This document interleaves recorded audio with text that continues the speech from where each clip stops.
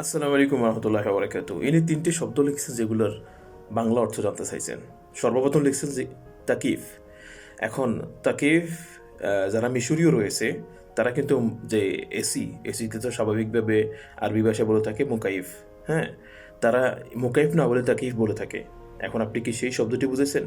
অর্থাৎ মুকাইফ, অনেক মাসরি আছে যেটাকে তাকিফ বলে থাকে। আর যদি শব্দটা আপনি তাগলিফ বুঝিয়ে থাকেন, তাগলিফ বলতে র্যাফিংকে বোঝানো হয়। আমরা দেশে যাওয়ার সময় যে র্যাফিংটা করে থাকি অথবা কোনো কিছু বাঁধা, এটাকে আরবি ভাষায় বলে থাকে তাগলিফ। এখন জানি না আপনি কোনটা বুঝেছেন, যাই হোক আমি দুটোই বলছি। তারপর লিখছেন আপনি তেকফা। তেকফা বলতে মানে অনুগ্রহপূর্বক, আমরা বললাম যে প্লিজ আমার কাজটা একটু করে দেন, তেকফা সবরি সবরি, এরকম বলে আর কি। এরপর লিখেছে যে আমান। আমান বলতে নিরাপদ বোঝানো হয়।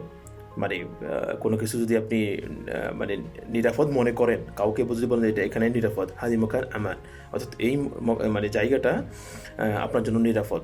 তো যাই হোক, সংক্ষেপে আপনাকে বোঝানোর চেষ্টা করেছি। জিজাকাল্লাহ খায়ের, মা আসসালাম।